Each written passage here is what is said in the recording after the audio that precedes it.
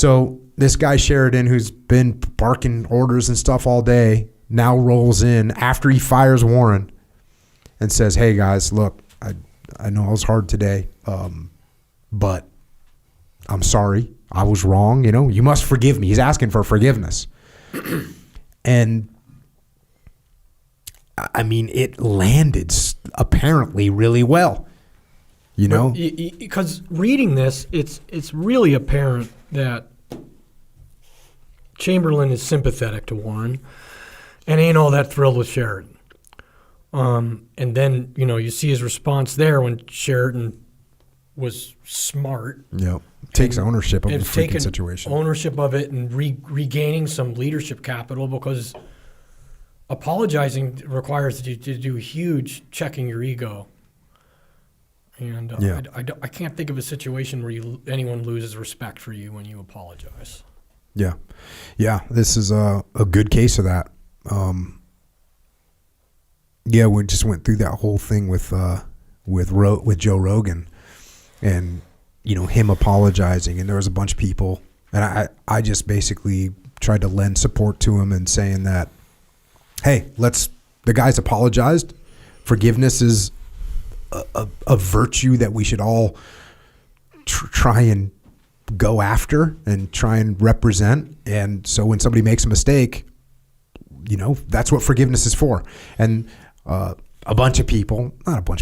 people were saying you should never apologize. No, it's never. And I hear that too with leaders. Leaders say, oh, it's weak to apologize. Man, if you mess something up, then apologize. And hey, in a minimum, if I say something to you that maybe I offended you, well, what, did I want to offend you? And if I didn't, maybe if it's I say, well, geez, Jason, you and your stupid freaking blonde hair, right? And all of a sudden I realize that, you used to get picked on for that. And even though I meant it as a joke, but it offended you, does that mean, well, hey, I didn't know that you used to get picked on because of that. I'm not apologizing. No, it's actually, hey man, I'm sorry. The way I said it and the thing that I didn't know was going to offended you, and I'm sorry about that. Like, there's nothing wrong when you make a mistake of saying sorry. Nothing wrong. What I really appreciated about Rogan's apology is that he wasn't sidestepping any consequences. Yeah.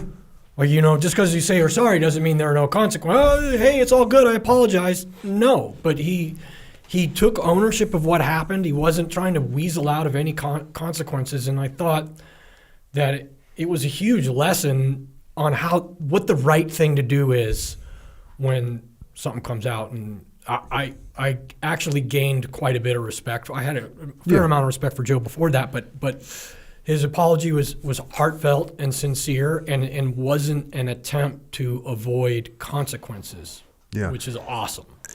And when you make a mistake as a leader, when you pick the wrong plan, when I say, hey, Jason, I want you to, can you prep this freaking brief for me?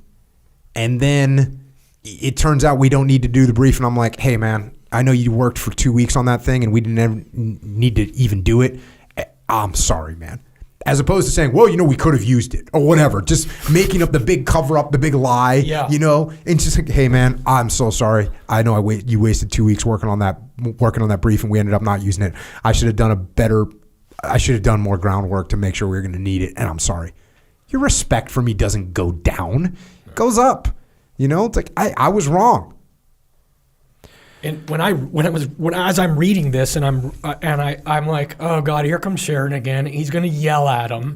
And then I'm like, oh, look at him go. He's apologizing. And then he writes about like, hey, as soon as he did that, he completely flipped their feelings towards him. Yep. A new view of him, surely and amazingly.